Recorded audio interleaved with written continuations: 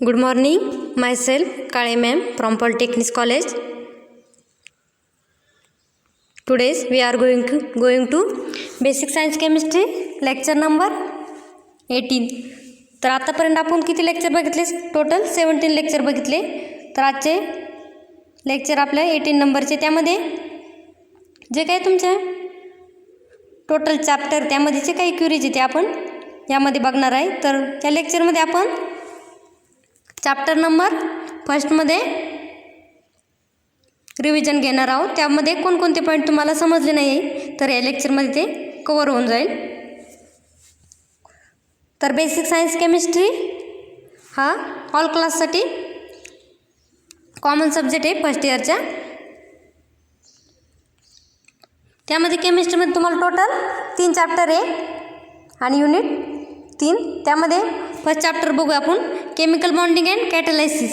First चॅप्टरचं नाव काय आहे? Chemical bonding and catalysis.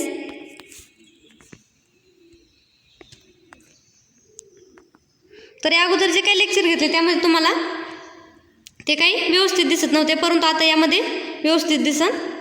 तर यामध्ये बघा चॅप्टर फर्स्ट आहे केमिकल बॉन्डिंग अँड कॅटलायसिस.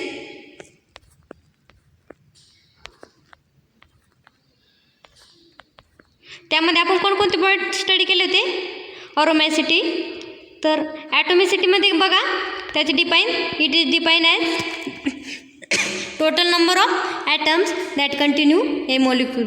तर ॲटोमिसिटी म्हणजे काय? तर total number of atom of constitute molecule. मॉलिक्यूलमध्ये जे काही टोटल नंबर ऑफ ॲटम येते त्यामध्ये मॉलिक्यूलमध्ये जे काही ॲटम प्रेझेंट आहे त्या number of atom is also known as atomicity. तर त्यामध्ये ॲटोमिसिटीचे एक्झाम्पल बघा, each molecule of oxygen is compose of 2 oxygen atom. तर त्यामध्ये ॲटोमिसिटीचे एक्झाम्पल काय बघितलं? ऑक्सिजन, जे काही ऑक्सिजन मॉलिक्यूलचे जे काही 2 ॲटम आहे त्यामध्ये 2 ऑक्सिजन ॲटम ते मिळून काय होतं? ॲटोमिसिटी.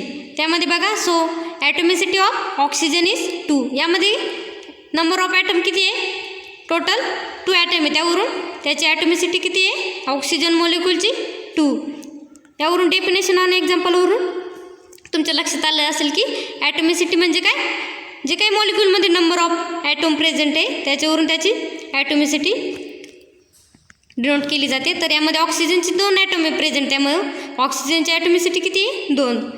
नेक्स्ट बघा, on the basis of atomicity molecules can be classified as. जे काही ॲटोमिसिटी मॉलिक्यूलची ती टोटल किती टाईप आहे त्याचे? 4 टाईप्स आहे. फर्स्ट वन काय आहे? Mono atomic compose of 1. त्यामध्ये किती आहे? मोनो ॲटमिक म्हणजे ओनली 1 ॲटम. त्यामध्ये एक्झाम्पल बघा, हेलियम, निऑन, ऑर्गन. यामध्ये बघा ओनली 1 ॲटम प्रेझेंट या मॉलिक्यूलमध्ये, मग त्याची ॲटोमिसिटी किती आहे? 1. आणि त्याला काय म्हणतात? मोनो ॲटमिक. मोनो म्हणजे काय? ओनली 1 ॲटम प्रेझेंट त्यामध्ये कोणते येतात? तर मोनो ॲटममध्ये ओनली नोबल मॉलिक्यूल.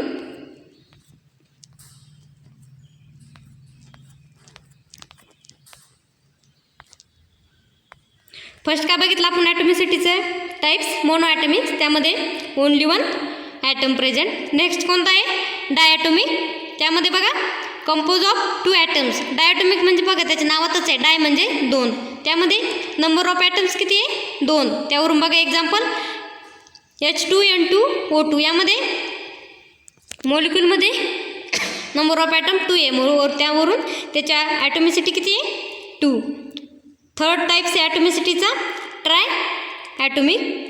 त्यामध्ये कंपोज ऑफ 3 ॲटम्स. ट्राय म्हटल्यावर त्यामध्ये ॲटम किती असेल? Number of 3 atoms. आणि त्यामध्ये एक्झाम्पल बघायचं झालं तर O3H2O. यामध्ये ऑक्सिजन आणि वॉटर मॉलिक्यूल जे काही एक्झाम्पल कशाचे? ट्राय ॲटोमिकचे. त्यामध्ये नंबर ऑफ ॲटम्स किती? 3. त्यावरून त्याला ट्राय ॲटोमिक असे म्हटले जाते, triatomic molecule. Fourth one आहे पॉलीॲटोमिक. त्यामध्ये पॉलीॲटोमिक्स म्हणजे many number of atoms present in this molecule. ते बघा compose of 3 or more atoms. त्यामध्ये एक्झाम्पल P4S8. तर एक अशा प्रकारे ॲटोमिसिटी म्हणजे काय आणि त्यामध्ये त्याचे क्लासिफिकेशन आपण बघितले. There are divided into 4 classes: monoatomics, diatomics, triatomics and polyatomics. त्यामध्ये mono means only one atom present, diatomic म्हणजे 2 atoms present, triatomic means 3 atoms present and polyatomics म्हणजे 3 or more than 3 atoms in present. आपण बघितलं. यावरून तुमचं ॲटॉमिसिटी आणि types of ॲटॉमिसिटी लक्षात आलं असेल. त्यानंतर नेक्स्ट पॉईंट बघितला आपण चॅप्टर फर्स्टमध्ये ऑक्टेट रूल. त्यामध्ये बघा, it state that every element has tendency to attain electronic configuration of nearest inert gas as in the most stable configuration called as stable octet or duplet, and number of electron is accept to donor is valency. तर यामध्ये केमिस्ट्रीमध्ये कोणता rule बघायचा आपल्याला? Octet rule. त्यामध्ये octet rule म्हणजे बघा, octet म्हणजे number of electron 8 electron and duplet म्हणजे नंबर ऑफ 2 इलेक्ट्रॉन. ज्या काही इलेक्ट्रॉनिक कॉन्फिगरेशन बघतो आपण मॉलिक्यूलचं इनर्ट सेलमध्ये, त्यामध्ये जी काही ज्या सेलमध्ये 8 इलेक्ट्रॉन प्रेझेंट असेल तर तेथे काय ऑक्टेट कंप्लीट होते, आणि ज्या सेलमध्ये 2 इलेक्ट्रॉन प्रेझेंट असेल तर तेथे काय होते? डुप्लेट प्रेझेंट होते. अशा प्रकारे ऑक्टेट अँड डुप्लेट म्हणजे काय ते समजले की तुम्हाला? तर ऑक्टेट म्हणजे ज्यामध्ये नंबर ऑफ 8 मॉलिक्यूल आणि डुप्लेट म्हणजे नंबर ऑफ 2 मॉलिक्यूल्स ज्यामध्ये प्रेझेंट असेल बॅलन्स सेलमध्ये, त्यामध्ये ऑक्टेट रूलमध्ये number of molecule 8 electron present असतात. त्यामध्ये एक्झाम्पल बघा ऑक्टेट रूलचं. So sodium atom has 11 atomic number. तर सोडियम ॲटमचा ॲटॉमिक नंबर किती? 11. त्यामध्ये त्याचं इलेक्ट्रॉनिक कॉन्फिगरेशन बघा 2, 8, 1. तर बॅलन्स सेलमध्ये किती इलेक्ट्रॉन आहे? Only 1 electron. तर sodium tends loses 1 electron, so balance is 1. त्यामध्ये बॅलन्स सेलमध्ये म्हणजे तर लास्ट सेलमध्ये जे काही जेवढे इलेक्ट्रॉन प्रेझेंट आहे त्यावरून त्याची बॅलन्सी इंडिकेट केली जाते. तर सोडियम ॲटममध्ये त्याच्या लास्ट सेलमध्ये ओनली 1 ॲटम प्रेझेंट म्हणून त्याची बॅलन्सी किती आहे? 1. नेक्स्ट एक्झाम्पल बघा, क्लोरीन एक्झाम्पल. त्यामध्ये क्लोरीन हॅविंग ॲटॉमिक नंबर 17. तर क्लोरीनचा ॲटॉमिक नंबर किती? 17. तर त्याचं कॉन्फिगरेशन बघा 2, 8, 7. तर यामध्ये त्याच्या बॅलन्स सेलमध्ये किती इलेक्ट्रॉन प्रेझेंट आहे? बॅलन्स सेल म्हणजे जे काही इलेक्ट्रॉन कॉन्फिगरेशनमध्ये लास्ट सेल असेल ती बॅलन्स सेल, त्यामध्ये 7 बॅलन्स इलेक्ट्रॉन प्रेझेंट आहे यामध्ये क्लोरीनमध्ये. तर ऑक्सिजन ॲटमचं एक्झाम्पल बघा. त्यामध्ये त्याचं ऑक्सिजन हॅवी ॲटॉमिक नंबर 8 आणि इलेक्ट्रॉनिक कॉन्फिगरेशन 2, 6. त्यामध्ये बघा लास्ट सेलमध्ये किती इलेक्ट्रॉन प्रेझेंट आहे? 6. त्यामध्ये बॅलन्स किती त्याची? 2 कशावरून? तर यामध्ये त्याला ऑक्टेट कंप्लीट होण्यासाठी 2 इलेक्ट्रॉनची गरज आहे, म्हणून त्यामध्ये बॅलन्स किती ऑक्सिजन ॲटमची? 2. तर लास्ट एक्झाम्पलमध्ये क्लोरीनमध्ये ऑक्टेट कंप्लीट होण्यासाठी, ऑक्टेट म्हणजे ते काय 8 इलेक्ट्रॉन होण्यासाठी त्यामध्ये 1 इलेक्ट्रॉनची गरज आहे, म्हणून त्यामध्ये व्हॅलन्सी किती त्याची? 1, ओनली 1 व्हॅलन्सी. तर फर्स्टमध्ये ऑक्टेट कंप्लीट झालेली, त्यामुळे तो काही लास्ट सेलमधील इलेक्ट्रॉन तो काय गेन करणार आहे. अशा प्रकारे ऑक्टेट रूल हा बघितला आपण. त्यानंतर इलेक्ट्रॉनिक थिअरी ऑफ व्हॅलन्सी. त्यामध्ये बघा, a chemical bond is attraction between atom. The attraction may be seen as result of different behaviours of the outermost of valence electron of atom. त्यामध्ये जी काही electronic theory valency, त्यामध्ये बघा the chemical bond of attraction between atoms. तर जे काही त्यामध्ये ॲटममध्ये जो काही केमिकल बॉन्ड फॉर्म होतो तो त्या कशामुळे होतो? त्यामध्ये अट्रॅक्शन बिटवीन ॲटम्स. ॲटममध्ये जे काही अट्रॅक्शन रिपल्शन प्रोसेस घडून येते त्या प्रोसेसमध्ये त्यामध्ये केमिकल बॉन्ड फॉर्म होतो. अट्रॅक्शन प्रोसेसमध्ये केमिकल बॉन्ड फॉर्म होतो कशामध्ये? 2 ॲटममध्ये. This attraction may be seen as the result of different behaviour of outermost of valence electron cell. जे काही त्यामध्ये केमिकल बॉन्ड फॉर्म होतो तो कशात होतो? जे काही outermost shell of valence sale electron, त्या दोन्हीच्यामध्ये जो काही बॉन्ड फॉर्म होतो त्याला केमिकल बॉन्ड असे म्हणतात. The combining capacity of atom known as valency. जे काही 2 ॲटम्स एकमेकांमध्ये कंबाईन केले जातात तर त्यांच्या ते काही कंबाईन करण्याची कॅपॅसिटी त्यांना काय म्हणतात? व्हॅलन्सी. तर the combining capacity of an atom is known as valency. The number of bond that an atom can form as part of compound is express by valence of electron. If the outermost cell has 8 electron, then the element is said have complete octet. जो काही octet rule आहे त्यामध्ये सांगितलं मी तुम्हाला बघा, जे काही outer most sale म्हणजे लास्ट इलेक्ट्रॉनिक कॉन्फिगरेशनमध्ये जे काही लास्ट सेल असेल त्यामध्ये नंबर ऑफ इलेक्ट्रॉन किती, टोटल 8 इलेक्ट्रॉन जर प्रेझेंट असेल तर ऑक्टेट कंप्लीट होते. तर ऑक्टेट कंप्लीट होण्यासाठी किती इलेक्ट्रॉनची गरज असते, इलेक्ट्रॉन ॲटमला टोटल 8 इलेक्ट्रॉनची गरज असते. कशासाठी, ऑक्टेट कंप्लीट करण्यासाठी. जर त्यामध्ये काही लास्ट सेलमध्ये जे कॉन्फिगरेशन आहे इनकम्प्लीट असेल तर त्यामध्ये जेवढे नंबर ऑफ बॅलन्स सेल त्यामध्ये ॲड करायचे, त्यावरून त्याची व्हॅलन्सी इंडिकेट केली जाते मॉलिक्यूलची. तर noble gases have completely filled outer most cell and therefore they are least reactivity. Other element reactivity depends upon the ability to attain noble gas configuration. यामध्ये बघा व्हॅलन्स इलेक्ट्रॉनचे डायग्राम दिले, त्यामध्ये number of electron 6 proton 6 neutron आहे. हा chart बघा, चार्टमध्ये element दिलेला आहे, त्याचा ॲटॉमिक नंबर आणि इलेक्ट्रॉनिक कॉन्फिगरेशन, त्यावरून त्याचे व्हॅलन्स इलेक्ट्रॉन, व्हॅलन्सी आणि नेचर. बघा फर्स्ट वन बघूया आपण. त्यामध्ये बघा फर्स्ट काय आहे element, sodium. Sodium having atomic number 11. तर सोडियमचा ॲटॉमिक नंबर किती आहे 11. त्यामध्ये इलेक्ट्रॉनिक कॉन्फिगरेशन बघा, जे काही इलेक्ट्रॉनिक कॉन्फिगरेशन ही कन्सेप्ट तुम्हाला 10वीपर्यंतचे काही पिरियोडिक टेबलमध्ये तुम्ही स्टडी केलेलं आहे, त्यामध्ये इलेक्ट्रॉनिक कॉन्फिगरेशन कसं राईट करायचं ते त्यामध्ये तुमचं क्लिअर झालेलं असेल. तर यावरून बघा सोडियमचा ॲटॉमिक नंबर किती 11, त्यावरून त्याचं कॉन्फिगरेशन आहे 2 8 1. त्यामध्ये व्हॅलन्स सेल म्हणजे लास्ट सेलमध्ये जे काय नंबर ऑफ इलेक्ट्रॉन किती इलेक्ट्रॉन, त्यामध्ये टोटल त्यामध्ये ओनली 1 इलेक्ट्रॉन आहे, त्यावरून व्हॅलन्सी ऑफ इलेक्ट्रॉन किती आहे, व्हॅलन्स इलेक्ट्रॉनमध्ये 1 ॲटम आहे तर व्हॅलन्सी 1 आहे. त्याचं नेचर कसं आहे metallic, loses electron to from electropositive. जे काही त्याचं नेचर कसं आहे मेटॅलिक टाईपचं. तर मेटॅलिकमध्ये काय येतं loses electron to from electropositive. मेटॅलिकमध्ये जे काही त्यांच्यावर चार्ज कोणता असतो, पॉझिटिव्ह चार्ज असतो. सेकंड एलिमेंट आहे बघा magnesium. Magnesium having atomic number 12. Then electronic configuration 2 8 2. त्यामध्ये व्हॅलन्स सेलमध्ये लास्ट सेलमध्ये जे काय नंबर ऑफ इलेक्ट्रॉन किती आहे ओनली 2 इलेक्ट्रॉन आहे, त्यामुळे व्हॅलन्स इलेक्ट्रॉन किती आहे यामध्ये 2 आणि व्हॅलन्सी किती आहे जे काही आउटर मोस्ट सेलमध्ये जेवढे नंबर ऑफ इलेक्ट्रॉन प्रेझेंट आहे तेवढी त्याची व्हॅलन्सी. यामध्ये 2 इलेक्ट्रॉन प्रेझेंट आहे म्हणून मॅग्नेशियमची व्हॅलन्सी किती आहे 2. तर मॅग्नेशियमचं नेचर कसं आहे ते पण मेटॅलिक टाईपचं आहे. त्यानंतर नेक्स्ट एक्झाम्पल बघा aluminium. Aluminium having atomic number 13. Then electronic configuration 2 8 3. Then valence electron last सेलमध्ये 3 इलेक्ट्रॉन म्हणून व्हॅलन्स इलेक्ट्रॉन 3 आणि व्हॅलन्सी इज 3. तर सोडियम मॅग्नेशियम ॲल्युमिनियम ही तिन्हीचं नेचर कसं आहे मेटॅलिक टाईपचं म्हणजे ते काय मेटल आहे. त्यानंतर बघा नेक्स्ट आहे silicon. Silicon having atomic number 14. Electronic configuration 2 8 4. Valence sale electron number of electron 4 having valency 4. Next आहे phosphorus. Then phosphorus having atomic number 15. फॉस्फरसचा ॲटॉमिक नंबर किती आहे 15. त्यामध्ये इलेक्ट्रॉनिक कॉन्फिगरेशन बघा फॉस्फरसचं 2 8 5.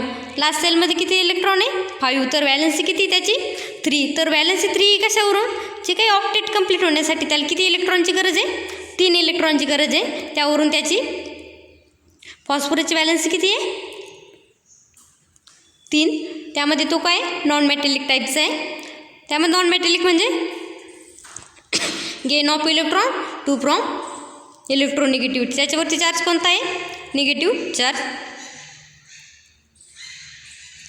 त्यामुळे नेक्स्ट एक्झाम्पल आहे बघा sulphur. Sulphur having atomic number 16. सल्फरचा ॲटॉमिक नंबर किती आहे 16 आणि इलेक्ट्रॉनिक कॉन्फिगरेशन 2 8 6. तर लास्ट सेलमध्ये किती 6 इलेक्ट्रॉन प्रेझेंट आहे, त्याला ऑक्टेट कंप्लीट होण्यासाठी किती इलेक्ट्रॉनची गरज आहे 2. त्यावरून त्याची व्हॅलन्सी किती आहे 2. तर सल्फर एलिमेंटची व्हॅलन्सी किती आहे 2 आणि तो कोणता आहे नॉन मेटॅलिक टाईपचा आहे इलेक्ट्रो निगेटिव्ह नेचरचा. त्यामध्ये बघा सेकंड लास्ट एक्झाम्पल आहे argon. Argon having atomic number 18. Electronic configuration 2 8 8. तर व्हॅलन्स इलेक्ट्रॉन किती टोटल 8 इलेक्ट्रॉन. तर व्हॅलन्सी किती त्याची 0. तर कशावरून यामध्ये बघा लास्ट सेलमध्ये त्याची ऑक्टेट कंप्लीट म्हणजे त्यामध्ये टोटल 8 इलेक्ट्रॉन आहे, त्यावरून त्याची व्हॅलन्सी किती 0. त्याला ऑक्टेट कंप्लीट करण्यासाठी एलिमेंटची गरज आहे का नाही, त्यावरून त्याची व्हॅलन्सी किती आहे 0. तर तो कोणता इनर टाईपचं नेचर आहे त्याचं. अशा प्रकारे चार्टमध्ये आपण टोटल जे काही व्हॅलन्स इलेक्ट्रॉन कोणकोणते त्याचं नेचर त्याची व्हॅलन्सी कशी कॅल्क्युलेट केली जाते हे आपण बघितले. तर एक्झाममध्ये तुम्हाला MCQ टाईपमध्ये एक्झाम आहे, त्यामध्ये तुम्हाला एलिमेंट दिलं जाईल, त्याचं कॉन्फिगरेशन दिलं जाईल आणि विचारलं जाईल नंबर ऑफ व्हॅलन्स इलेक्ट्रॉन, त्यामध्ये जे काही व्हॅलन्स इलेक्ट्रॉन ते किती आहे विचारले जाईल. तर यावरून जे काही लास्ट सेलमध्ये जेवढे इलेक्ट्रॉन प्रेझेंट आहे त्याला ते ऑक्टेट कंप्लीट होण्यासाठी किती इलेक्ट्रॉनची गरज आहे त्यावरून त्याची व्हॅलन्सी कॅल्क्युलेट केली जाते.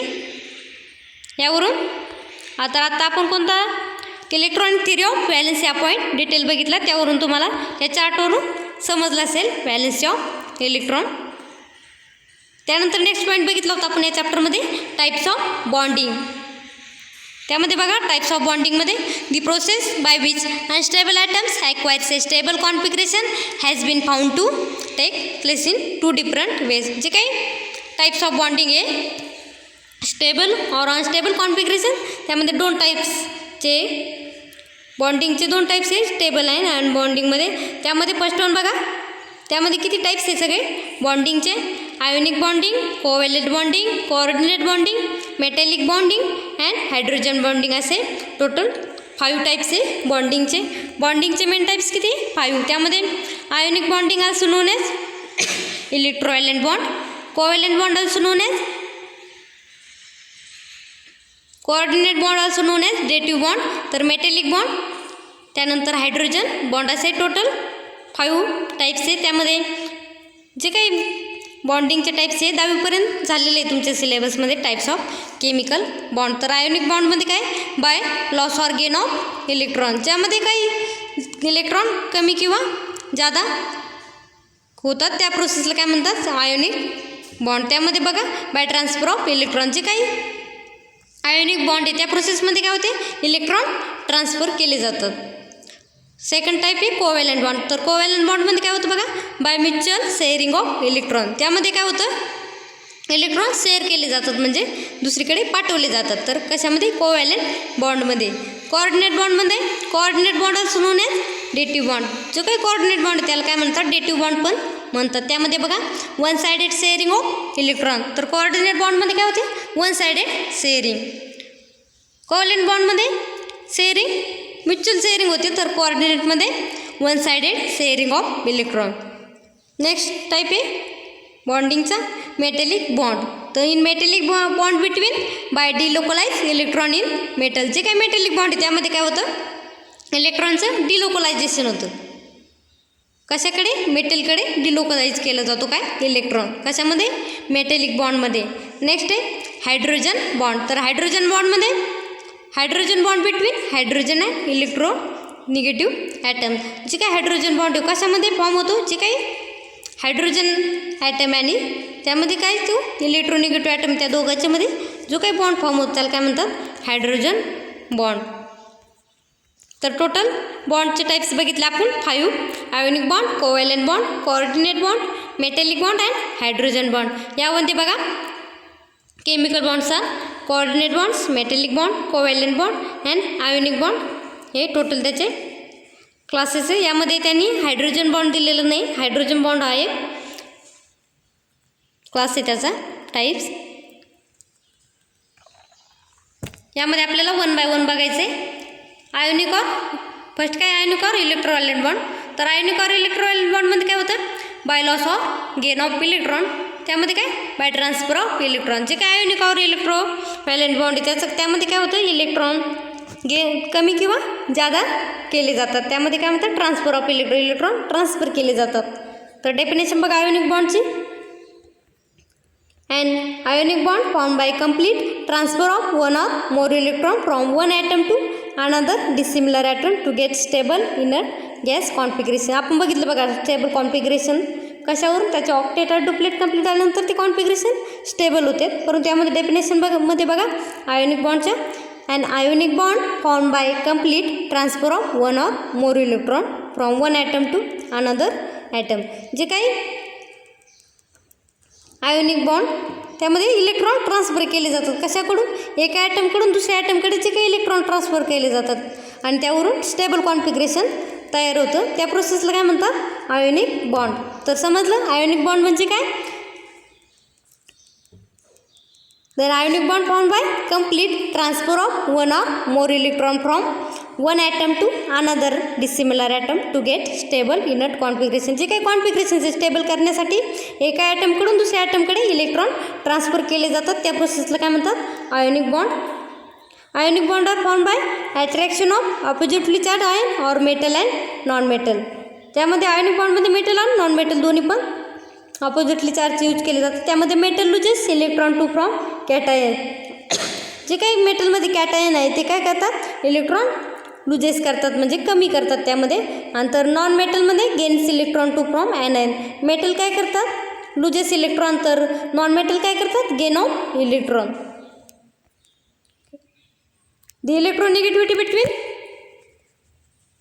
Metals and non metals must be greater than 2.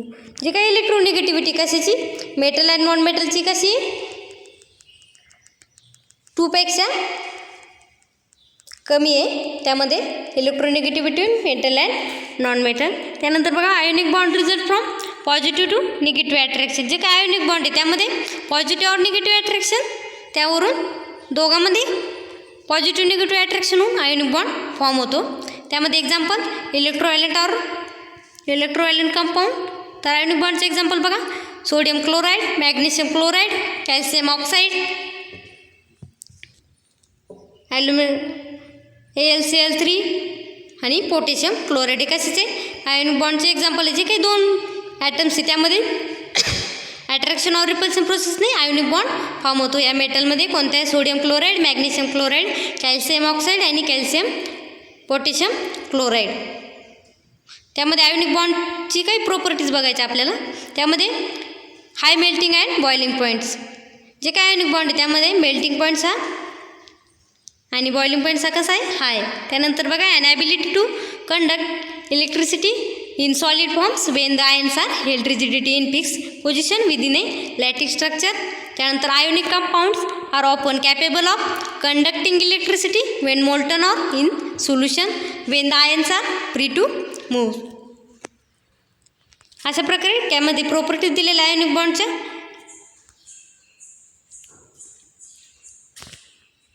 तर आयोनिक बॉन्ड म्हणजे काय लक्षात आलं की तुमच्या? त्यामध्ये बघा an ionic bond formed by complete transfer of one or more electron from one atom to another dissimilar atom to get stable inert gas configuration. जे काही कॉन्फिगरेशन स्टेबल करण्यासाठी त्यामध्ये एका ॲटमकडून दुसऱ्या ॲटमकडे इलेक्ट्रॉन ट्रान्सफर केले जातात आणि कॉन्फिगरेशन स्टेबल केले जाते. त्या प्रोसेसला काय म्हणतात? Ionic bond. त्यामध्ये आपण त्याच्या प्रॉपर्टीज आणि एक्झाम्पल बघितले. त्यामध्ये फॉर्मेशन ऑफ सोडियम क्लोराईड, त्यानंतर फॉर्मेशन ऑफ मॅग्नेशियम ऑक्साईड हे आपण बघितलेलं आहे. बघा त्यामध्ये आयोनिक बॉन्डमध्ये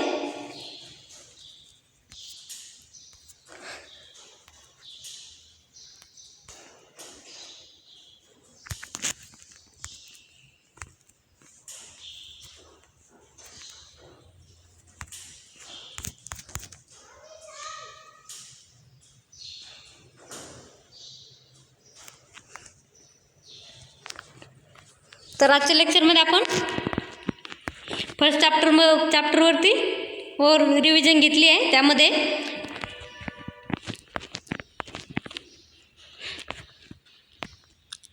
ॲटॉमिसिटी, ऑक्टेट रूल, नंतर इलेक्ट्रॉनिक थिअरी ऑफ व्हॅलेन्सी. त्यामध्ये व्हॅलेन्सी कशी कॅल्क्युलेट करायची ते आपण चार्टमध्ये टेबलमध्ये डिटेल बघितलं. त्यानंतर टाईप्स ऑफ केमिकल बॉन्ड हा पॉईंट बघितला आपण. त्यामध्ये केमिकल बॉन्डचे मेन 5 टाईप्स आहेत ते आपण बघितले. त्यानंतर फर्स्ट टाईप्स आपण या लेक्चरमध्ये डिटेल बघितला. कोणता? तर आयोनिक बॉन्ड. तर आयोनिक बॉन्डची डेफिनेशन, त्यामध्ये प्रॉपर्टीज, त्यामध्ये फॉर्मेशन ऑफ सोडियम क्लोराईड ते आपण बघितलं. तर नेक्स्ट लेक्चरमध्ये आपल्याला नेक्स्ट पॉईंट जो काही टाईप्स ऑफ बॉन्डिंगमध्ये केमिकल बॉन्डचा टाईप्स आहे. Next types covalent bond. Coordinate bond, metallic bond, hydrogen bond ती 1 बाय 1 आपल्याला बघायचे नेक्स्ट लेक्चरमध्ये. तर आजच्या लेक्चरमध्ये आयोनिक बॉन्ड हा पॉईंट आपण कंप्लीट केला. जे काही आपण स्टार्टिंगला लेक्चर घेतले होते कशाचे, यामध्ये चॅप्टर फर्स्टवरती, त्यामध्ये तुम्हाला काही ते स्क्रीन व्यवस्थित दिसत नव्हते नोट्स, तर या लेक्चरमध्ये ते कवर होऊन जाईल, त्यामुळे तुम्ही हे लेक्चर अटेंड करा. तर यामध्ये 1 बाय 1 तुम्हाला पॉईंट त्यामध्ये क्लिअर केले जाईल चॅप्टरमध्ये जे काही तुमच्या क्युरीज होत्या. So today's lecture are finish.